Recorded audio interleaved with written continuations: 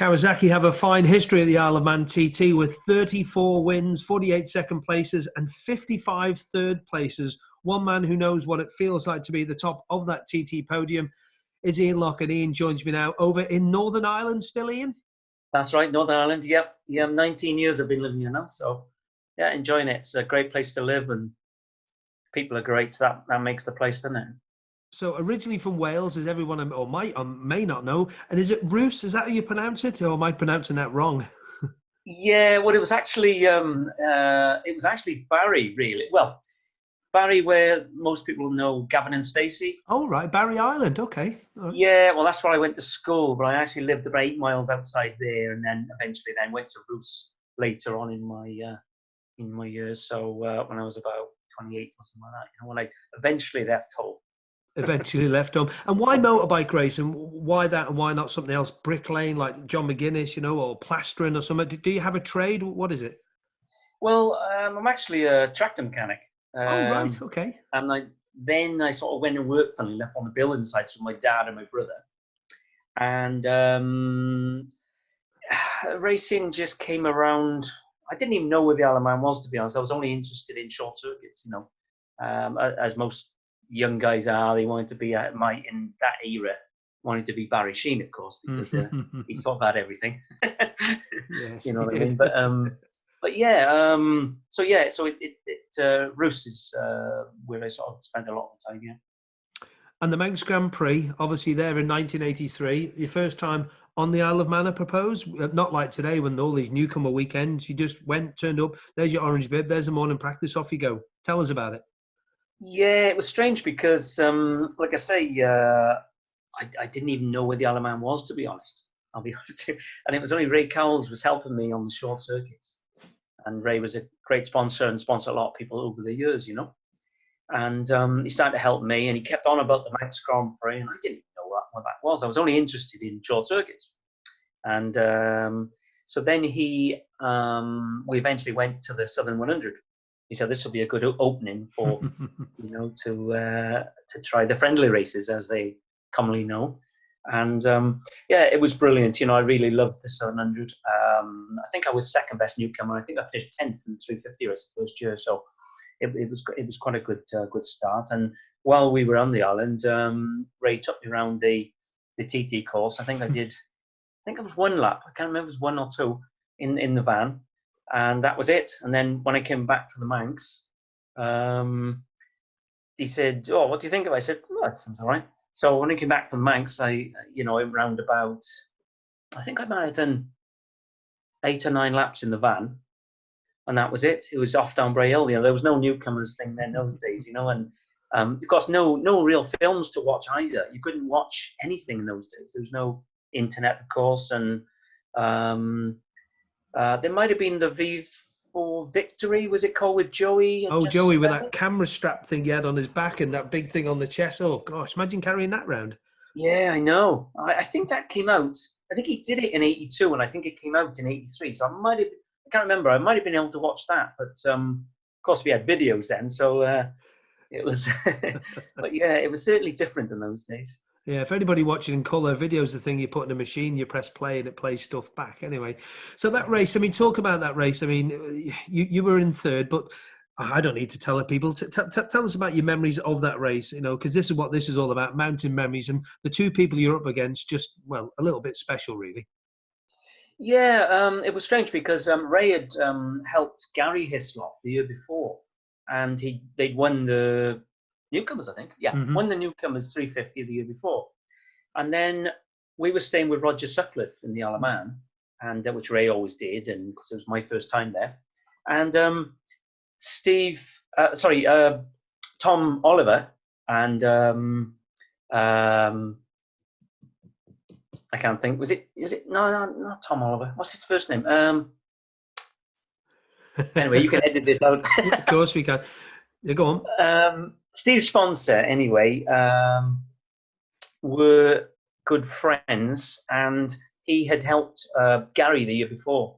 And of course, Gary unfortunately was killed at Sillith just after he won the Manx for Ray in 82. So in 83, then Steve just decided he was going to do the Manx, so they were sponsoring him and then we became quite good friends because we spent a bit of time, and he told me about Gary and everything. So yeah, it was strange, and then it turns out that we actually started on the road together. Do you remember any of it? Yeah, well, it was only recently I've actually remembered that we did start on the road together. So it's all a bit vague because it's a long time ago, obviously, 1983, yeah, I remember doing practice. I did the first lap of practice. I think I was 90 mile an hour was my first lap, 90 or 92 mile an hour, which wasn't bad when you think the record, I think, was 105 or 106, something like that. So not too bad. And a 350, a TZ 350, were quite hard to ride and didn't handle that great, the race, I can't really remember so much. I remember Steve going off like a scalded cat, and I thought, whoa, no, steady on, And I just sort of did my own thing, I just in the back of my mind, I do my own thing. But as it turned out, I actually lapped a little bit quicker than Steve. On my last lap, I did 103.2 or something, and he did 102.8 or something like that. But Robert Dunlop did 105, which was quick, But I think Norman Brown had the lap record. I think it was 108 mile an hour, which was unbelievably quick. Yeah, it is, isn't it? An old TZ. I'm just looking at the race. Robert Dunlop won, and he was only my maths, 2.6 seconds ahead of Steve Hislop, and he was in turn 35 seconds ahead of you. So that's not a bad top three, really. And then I'm looking down the list a little bit further, and I go down to where there was a name on here I spotted before, and I'm saying as bad as you, when you get to a certain age, you forget certain things. Ian Newton. Now, I'm not sure if that's Ian Newton, who went on to become a rather good 250 British Championship rider or not. So yeah, it is. Yeah, it was Ian Newton. Okay, yeah, that's not a bad field, is it? No, and there was Gene McDonald. Yes, Gene McDonald was in fifth position behind Keith Nichols in that one too. Yeah, that's right, Keith Nichols in the one. Yeah. God, blimey! Hey, 1983. Let's move forward a little bit to moving up to the TT. But it was the production TT you first went in. Do you remember that? That was on a Kawasaki. Now, was this a 250? Was this a KR1, was it? Or what was it? No, it was a Suzuki. I actually took over. I took over Steve Tompkins' ride in 1984 at the TT in 1984. That's right. And I was riding a matchless for Ray Cowles in the classic. It was called the historic TT, though, in those days. And it was a two-lapper. And you finished second? I finished second behind Dave Roper. That's right. Wow, Dave Roper. Yeah, with his big beard. And, his massive beard. Looks like Hagrid from Harry Potter, doesn't he? Going back to that production race, seventh position it was on the Suzuki, but your first Kawasaki involvement was, just looking back here, in 1986, as we mentioned there, 16th on that Kawasaki. Tell us a bit about that. Yeah, my brother, we were working together then on the building sites, and my brother bought a GPZ 600, and part of the idea was him to enjoy himself on the road, and the other idea was that I'd ride it at the TT. So I did very little practice on it, which I sort of concentrated on some of the other bikes, which weren't quite so competitive, I guess. And I ended up not giving the Kawasaki so much time as I should have. And I was actually lying 8th the last lap. But I actually ended up 16th because I started to run out of fuel when I came out of the crag. So I managed to coax it home by swinging it back and forth and whatever you do, and kept it going, and we finished 16th, but I lost a lot of time. But so that was the first time on the Kawasaki, yeah. And then you move forward a little bit. I mean, lots of wins and various other manufacturers. And then back to Kawasaki, big time, with a bit of help in the British Superbike Championship. I mean, and yourself. I mean, I'll go back to a few years, not so long ago now, when you're riding that Kawasaki, the Ulster Grand Prix, and that Superstock race, and you raised a few eyebrows with that one. And was like, what's Ian Lougher doing up there? And you just proved you wanted to prove you could still do it. But let's go back to the Kawasaki start. How did this all come about? You getting help from Kawasaki direct? Well, before that, in 1991, I actually, after my 250 win in 1990, so nobody, it's just all the riders, all the manufacturers had their own riders which are going to ride. So I approached Kawasaki through the help of my sponsor then, John Whedon, and we spoke to Colin Wright, and he said, yeah, okay, we'll give you John Reynolds' bike, 2 bikes, 4 mechanics. I couldn't believe it. I thought, this is a dream come true. Unfortunately, Kawasaki withdrew the entry Oh. before the end of practice week. Before it just, at those days, they weren't handling very good, and we just couldn't solve it. Mm-hmm.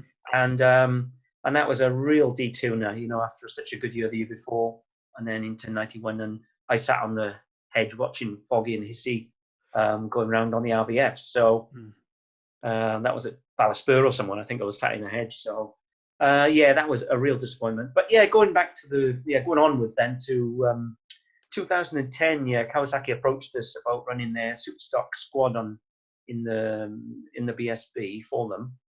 And we had, of course, I was still riding myself, but we had Connor Cummins ride for us, and a young rider in the Superstock 1000. In the Superstock 600, we had David Pierce from the Alaman. Mm-hmm. And two, sort of young riders. And unfortunately, Connor had a couple of faults before we went to the Alaman. And then, of course, he had his terrible accident on the McAdoo Kawasaki, going around the veranda and broke his back. So he was unable to continue with us. We had Simon Andrews join us then for one round. And then after that, Victor Cox joined us. So, obviously with David Pierce on the 600. So interesting, isn't it? When you think about getting involved with the big manufacturer, you've ridden for all, you've ridden for Honda, etc. And everything. And their approach, the Japanese, as you know, being married to one, is very methodical to everything. And what about the contract negotiations? What was that like? Was that just the UK branch of Kawasaki, or did you deal with the head honchos over there in Japan? No, it was just Kawasaki UK. Yeah, okay. Yeah. There was no involvement. Obviously, Asa and I went together then anyway. But no. I bet your Japanese has come on a bit since you got married to Asa anyway, yeah? It has, but not enough. I should be much better than I am, really, especially with this lockdown at the moment. I should be flying, but it's all I actually find is when we actually go to Japan in the wintertime, when you're there for like a period of 6 weeks or whatever, you tend to pick it up a lot better when you're actually trying to listen in conversations and things. I can pick quite good. But when you come home, you tend to we speak a little bit Japanese in the house, but not so much as when you're surrounded by a lot of other people. You got some very interesting trophies just behind you on behind your head there. I mean, that's a bit of history back there, isn't it? And which one of them on that shelf gives you the most pride? I guess the 1990 Junior, it was called then Junior 250, when I beat Steve Hislop, and they had that great race on the 250s. We both broke lap record by, I think I was 38 seconds. We broke the lap record overall, and Steve was 35 point something. So yeah, it was it was unbelievable. When you think, like, we almost did 118 mile an hour, and the lap record was only 121. So that would be like, I don't know, the 600s these days doing 133 mile an hour or something.